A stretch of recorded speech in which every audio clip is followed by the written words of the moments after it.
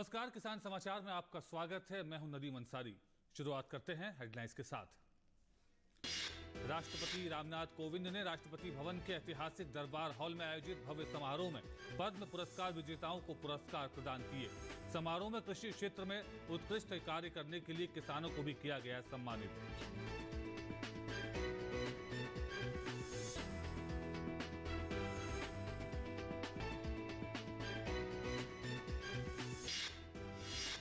प्रदूषण के कहर से जूझ रहा है दिल्ली एनसीआर। हालात अब भी बेहद खराब। प्रदूषण में पराली की हिस्सेदारी 30% से ज्यादा। पराली जलाने के विरुद्ध हरियाणा प्रशासन सख्त, कहा कुछ लोग जानबूझकर कर रहे हैं माहौल खराब।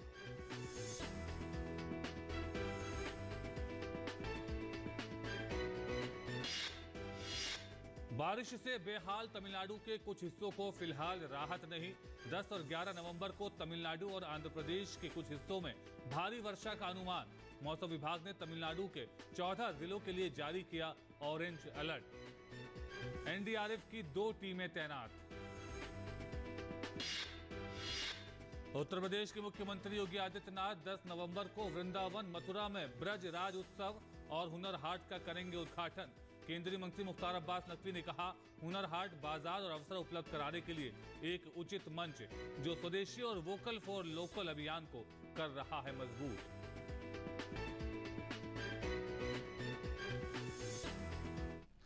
और हेडलाइंस के बाद आइए अब देखते हैं खबरों को विस्तार से। राष्ट्रपति रामनाथ कोविंद ने राष्ट्रपति भवन के ऐतिहासिक दरबार हॉल में आयोजित भव्य समारोह में साल 2020 के पद्म पुरस्कार विजेताओं को पुरस्कार प्रदान किए। समारोह में कृषि और पशुपालन के क्षेत्र से जुड़े लोगों को भी सम्मानित किया गया।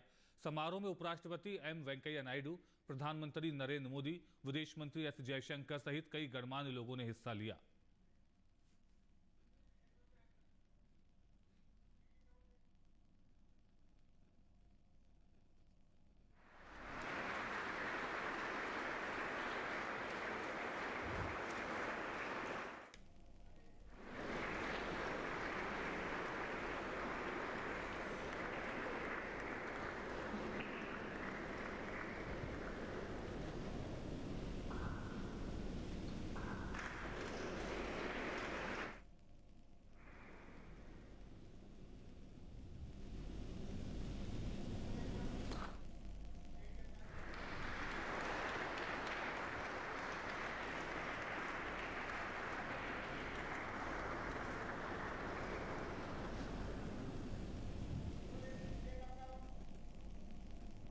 मैं लगभग 30-35 वर्षों से ला करने के बाद मेरा मन जो है कृषि में शुरू से लगता था, तो मैं नई वैरायटी जिसमें अधिक उत्पादन दे उस पर मैं काम किया हूँ।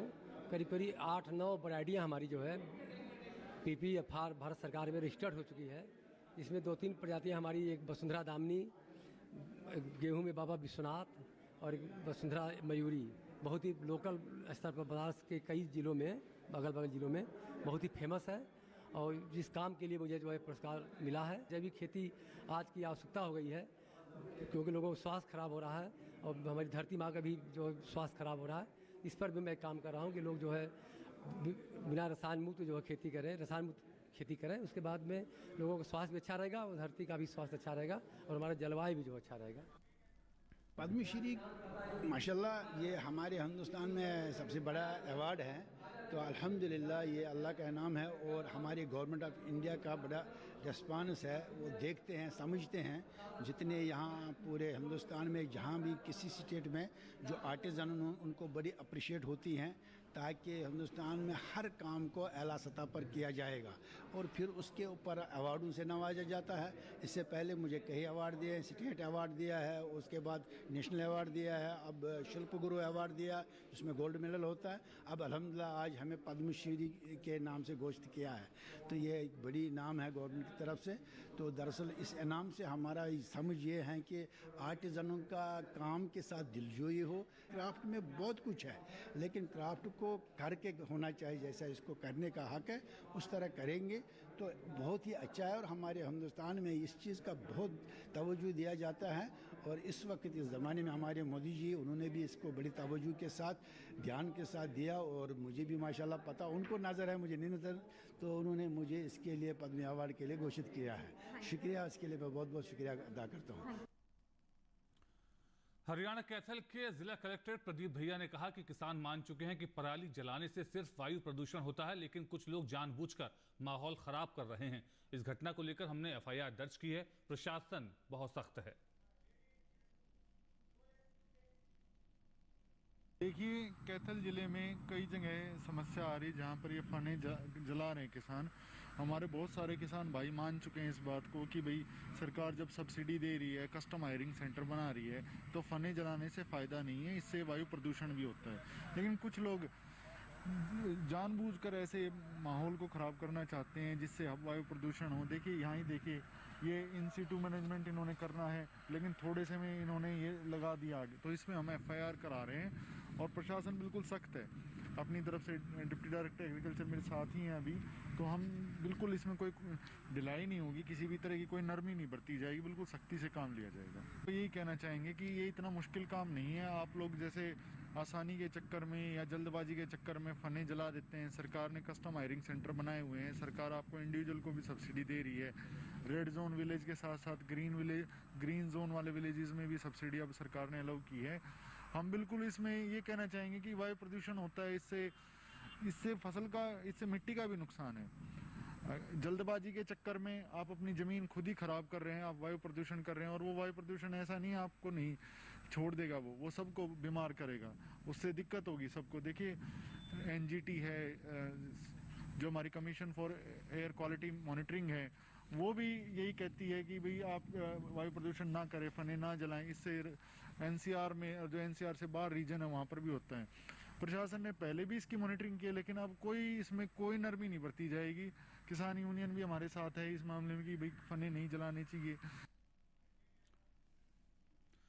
हरियाणा कैथल में कृषि विभाग के अधिकारियों ने खेत में जल रही पराली को बुझाया। उप कृषि निदेशक डॉक्टर करमचंद ने कहा कि जिला स्तर पर हमारी टीम फील्ड पर उतरकर जांच कर रही है। जहां भी जलती पराली देखी जाती है, हम कोशिश करते हैं उसे फौरन बुझाया जाए।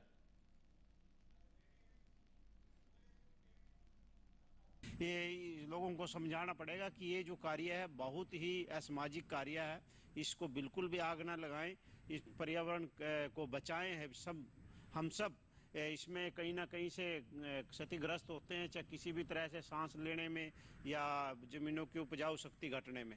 तो आपके माध्यम से अनुरोध करता हूं कि कोई भी किसान पराली में आग ना लाए। पराली नहीं, खुशहाली है, इसको काट के पीस के खेत में मिलाएं, इन सिटू मैनेजमेंट करें, एक्स-सिटू मैनेजमेंट करें। दोनों तकनीक हम बखूबी किसानों को समझा चुके हैं और प्रयोग भी कर रहे हैं। और ये इसको गांठे बना के विभिन्न जो हमारे प्लांट्स हैं उनमें बेचें। और पंजाब के कुछ किसान पराली जलाने से बाज नहीं आ रहे हैं। पंजाब के कई जिलों में पराली जलाने का काम जारी है। इससे पहले मंगलवार को अकेले पंजाब में पराली जलाने की 3001 घटनाएं रिपोर्ट की गई। इस मामले में 2214 घटनाओं के साथ मध्य प्रदेश दूसरे और 203 के साथ हरियाणा तीसरे स्थान पर रहा। तमिलनाडु के कई इलाके भारी बारिश से बेहाल हैं। कई इलाकों में बाढ़ जैसे हालात हैं। इस बीच सोमवार को सीएम एम.के. स्टालिन ने चेन्नई में प्रभावित इलाकों का दौरा किया और लोगों को जरूरी सामान बांटा। 2015 के बाद चेन्नई में इतनी भीषण बारिश हुई है। मौसम विभाग ने 10 और 11 नवंबर को तमिलनाडु और आंध्र प्रदेश के कुछ हिस्सों में भारी वर्षा होने की चेतावनी जताई है। बारिश से बेहाल तमिलनाडु के कुछ हिस्सों को आने वाले दिनों में भी कोई राहत नहीं मिलने के आसार नजर आ रहे हैं। मौसम विभाग ने कहा है कि 10 और 11 नवंबर को तमिलनाडु और आंध्र प्रदेश के कुछ हिस्सों में अत्यधिक भारी वर्षा होने की संभावना है। इससे सड़कें और निचले इलाके जलमग्न हो सकते हैं। कुछ नदियों में बाढ़ आ सकती है। चेन्नई के निचले इलाकों में रहने वाले लोगों को सुरक्षित जगहों पर जाने की सलाह दी गई है। अगले 24 घंटों के दौरान दक्षिण पूर्वी बंगाल की खाड़ी के ऊपर एक निम्न दबाव का क्षेत्र बनने की संभावना है। 10 तारीख और 11 तारीख को तमिलनाडु और एडजॉइनिंग साउथ आंध्र प्रदेश में heavy to very heavy rainfall few places में हो सकता है और आइसोलेटेड प्लेसेस में एक्सट्रीमली हेवी रेनफॉल हो सकता है 10 तारीख को और 11 तारीख को।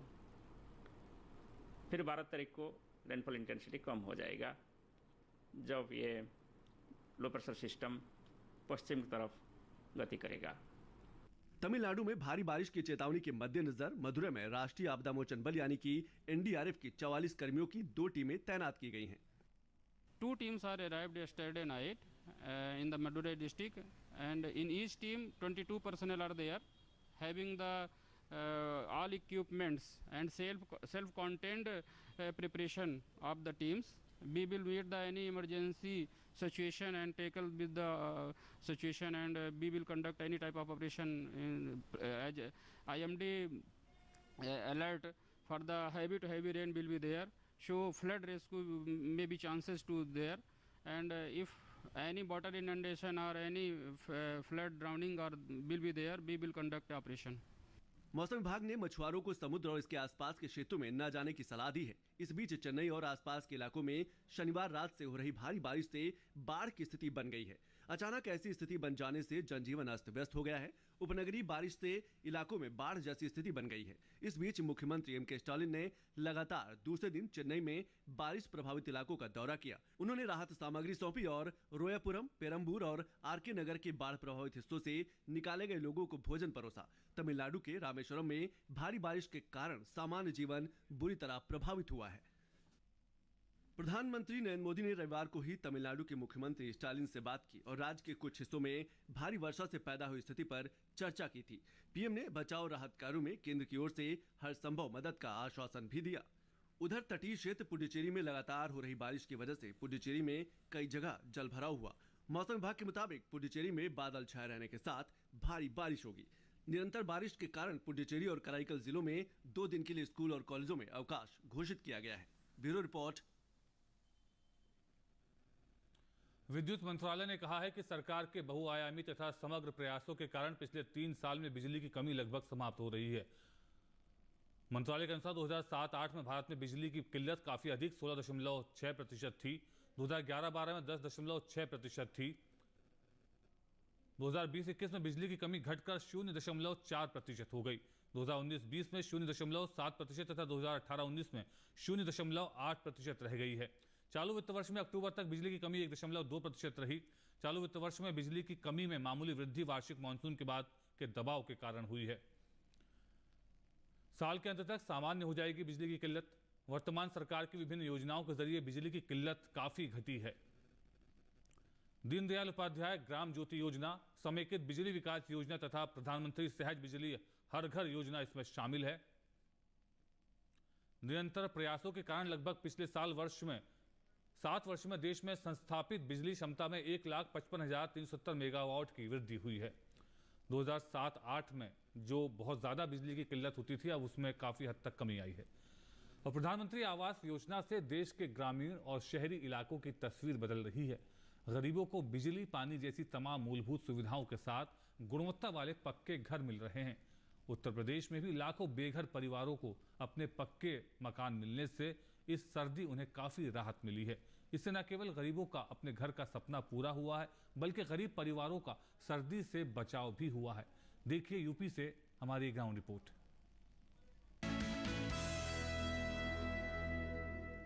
अब हर गरीब का अपना पक्का घर। प्रधानमंत्री आवास योजना ने पूरे किए गरीबों के सपने। इस सर्दी गरीबों को मिला आसरा। अब गरीबों को सर्दी में ठिठुरना नहीं पड़ेगा।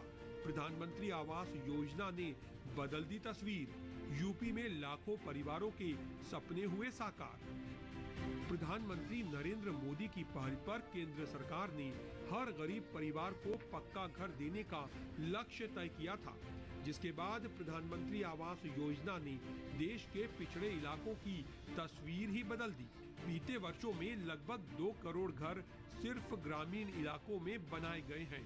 अकेले प्रधानमंत्री आवास योजना के तहत भी करीब 1.25 करोड़ घरों की चाबी लोगों को दी जा चुकी है।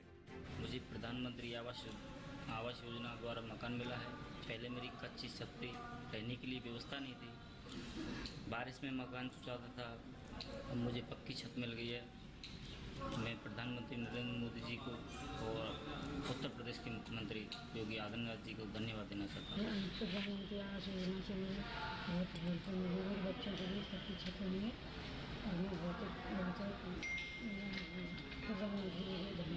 गरीब और बेसहारा परिवारों को आवास देने के लिए शुरू की गई प्रधानमंत्री आवास योजना ने यूपी के पिछड़े इलाकों में बड़ा बदलाव किया है।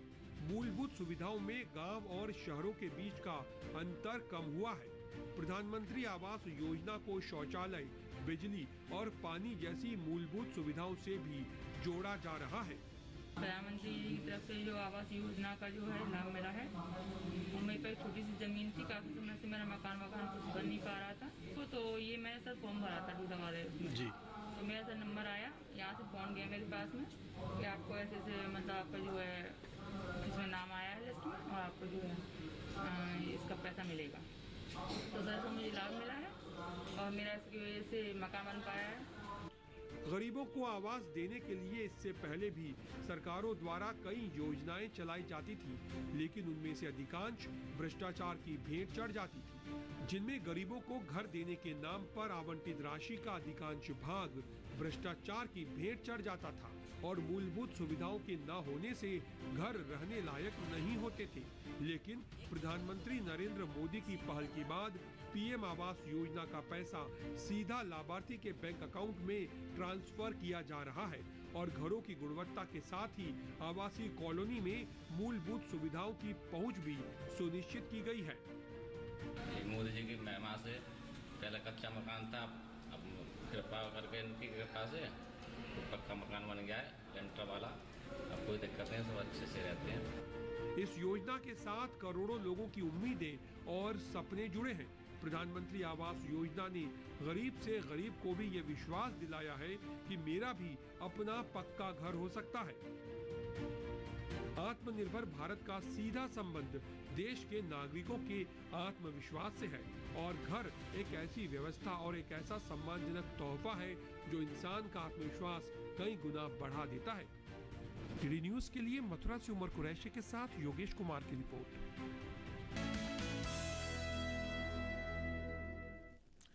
और आइए अब देखते हैं कि प्रमुख मंडियों में क्या रहा अनाज का भाव। मंडी खबर में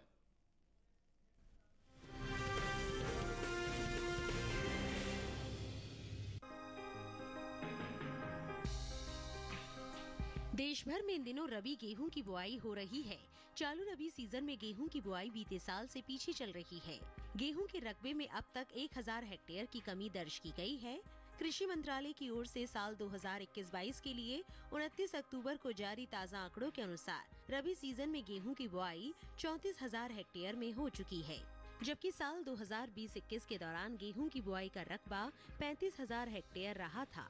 वहीं गेहूं के हाजिर भाव की बात करें तो एग्मार्कनेट के अनुसार उत्तर प्रदेश की आगरा मंडी में 3 नवंबर को धारा गेहूं का भाव रहा 1945 रुपए। 8 नवंबर को इसके भाव में 5 रुपए की नरमी आई और भाव 1940 रुपए पर आ गया। वहीं राज्य की एटा मंडी में इस दौरान धारा गेहूं के सौदों में बढ़त के साथ कारोबार हुआ। यहां 7 नवंबर को धारा गेहूं का भाव था 1950 रुपए। 8 नवंबर को इसके भाव में 10 रुपए की तेजी आई और भाव 1960 रुपए पर जा पहुंचा। हालांकि गाजीपुर मंडी में बीते 2 दिनों के दौरान धारा गेहूं के भाव स्थिर रहे। यहां 6 और 8 नवंबर को धारा गेहूं 1860 रुपए पर बिकी, जबकि गाजियाबाद मंडी में 7 नवंबर को धारा गेहूं का भाव था 1965 रुपए। 8 नवंबर को इसके सौदों में 5 रुपए की मजबूती आई और भाव 1970 रुपए हो गया। गोंडा मंडी में 3 नवंबर को धारा गेहूं का भाव रहा 1960 रुपए। 8 नवंबर को इसके सौदे बिना किसी फेरबदल के 1960 रुपए पर हुए। उत्तर प्रदेश की दूसरी मंडियों में धारा गेहूं के भाव की बात करें तो लखीमपुर मंडी में धारा गेहूं का भाव रहा 1935 रुपए। लालगंज मंडी में भाव रहा 1890 रुपए। उतरौला मंडी में धारा गेहूं 1965 रुपए पर बिकी, जबकि राज्य की ही करवी मंडी में इस दौरान धारा गेहूं के सौदे 1860 रुपए पर हुए। देश से होने वाले गेहूं के निर्यात में लगातार इजाफा हो रहा है। इस साल देश से होने वाला गेहूं का निर्यात पिछले साल के मुकाबले कई गुना बढ़ा है। साल 2021 में अप्रैल से अगस्त महीने के दौरान देश से गेहूं का निर्यात 19,86,000 टन के पार पहुंच गया है, जबकि बीते साल की समान अवधि के दौरान निर्यात महज 2,63,039 टन का ही हुआ था।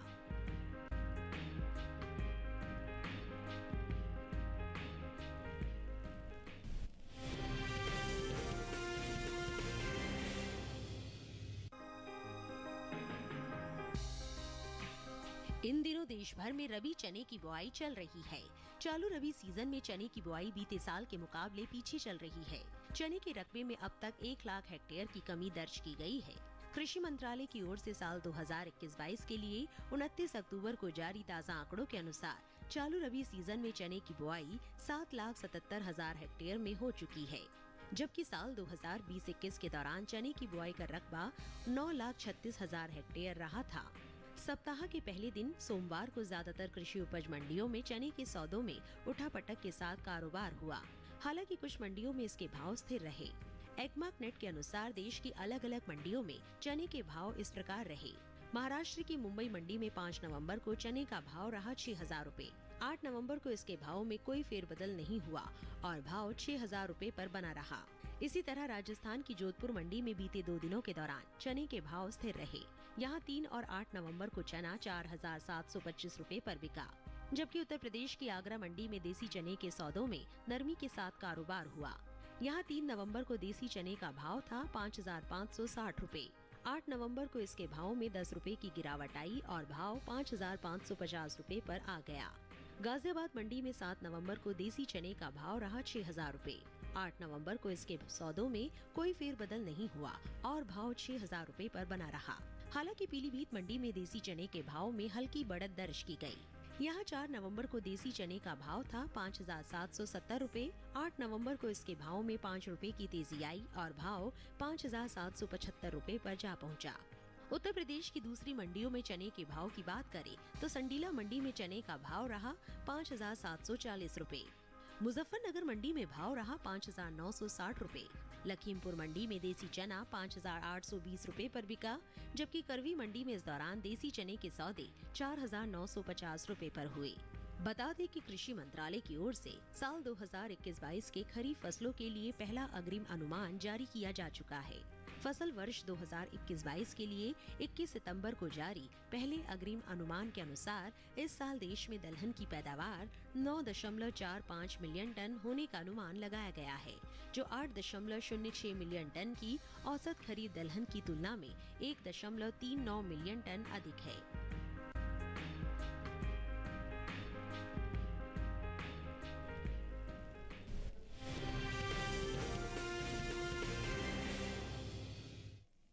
मंडी खबर के बाद आइए अब बात मौसमी खेती की। आइए देखते हैं कि इस मौसम में कैसे रखें अपनी फसलों का ध्यान और क्या रखें सावधानी।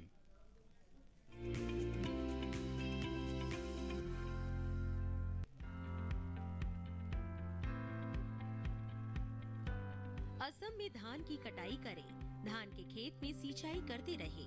किसान आलू की रुपाई कर सकते हैं। आलू के खेत में जरूरी उर्वरक डालें। यहाँ मक्के की बुआई कर लें। अभी सरसों की बुआई करते रहे। असम के किसान नारियल के खेत में जरूरी उर्वरक डालें। नारियल की बुआई करें। वहीं टमाटर की रुपाई कर सकते हैं। इसके अलावा मटर की बुआई के लिए समय उपयुक्त है। साथ ही फूल गोभी भी बोए। असम में गेहूं की बुआई के लिए खेत तैयार करते रहें। गेहूं के खेत में पर्याप्त नमी बनाए रखें। किसान तिल और लोबिया की खेती के लिए खेत तैयार कर सकते हैं। वहीं बैंगन की रुपाई कर लें। मेघालय में मटर की बुआई के लिए खेत तैयार करें। मटर के खेत में पर्याप्त नमी बनाए रखें। किसान फूल गोभी और पत्ता गोभी की बुआई कर सकते हैं। साथ ही ब्रोकली की बुआई भी कर लें। इस समय बीन्स की तुड़ाई करें। बीन्स के खेत से घास फूस निकाल लें। यही स्ट्रॉबेरी की रुपाई के लिए समय उचित है। इसके अलावा अमरूद की तुड़ाई कर सकते हैं। यहाँ के किसान अनानास के बागों से खरपतवार निकालें। मेघालय में हल्दी के खेत से भी घास फूस निकाल लें। अभी धान में कीट लगने की संभावना बनी हुई है। ऐसे में धान में कीटों से बचाव के लिए कृषि विशेषज्ञों की सलाह से कीटनाशक छिड़कें।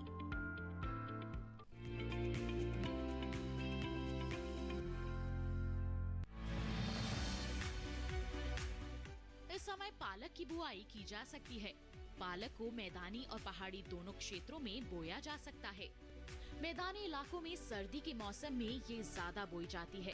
वैसे तो इसे किसी भी प्रकार की मिट्टी में बोया जा सकता है, फिर भी दोमट मिट्टी इसके लिए सर्वोत्तम मानी जाती है। अलग अलग राज्यों के लिए अलग अलग किस्में हैं। किसान वैज्ञानिकों से सलाह लेकर बीज का चुनाव कर सकते हैं। अच्छी नमी से बुआई करने पर तुरंत सिंचाई की जरूरत नहीं पड़ती। फिर भी बुआई के 8 से 10 दिन बाद सिंचाई करना आवश्यक है। इसके बाद 10 से 15 दिन के अंतराल पर सिंचाई करते रहें। पत्तियों की हर कटाई के बाद सिंचाई करना ना भूलें। खरपतवार नियंत्रण के लिए बोने के 15 से 20 दिन बाद पहली निराई गुड़ाई कर दें। पालक के लिए 2 से 3 बार निराई गुड़ाई करनी चाहिए। पत्तेदार सब्जियों में आमतौर पर बीमारी नहीं लगती, फिर भी अगर बीमारी लग जाए तो कटाई के बाद दवा छिड़कें ताकि पत्तियों पर दवाई का असर ना हो। वैसे पालक में सर्कोस्पोरा लीफ स्पॉट और डंपिंग ऑफ जैसी बीमारियों की आशंका रहती है। लीफ माइनर, चैंपा, माहू और इल्ली जैसे कीट पालक की पत्तियों को नुकसान पहुंचा सकते हैं। बचाव के लिए विशेषज्ञों की सलाह पर उचित दवाएं छिड़कें। ध्यान रखें कि फसल में किसी भी प्रकार की दवा का छिड़काव करने से पहले कृषि विशेषज्ञों से सलाह जरूर लें। पालक की 1 हेक्टेयर में 80 से 100 क्विंटल तक पैदावार होती है। इसे कई बार काटा जा सकता है।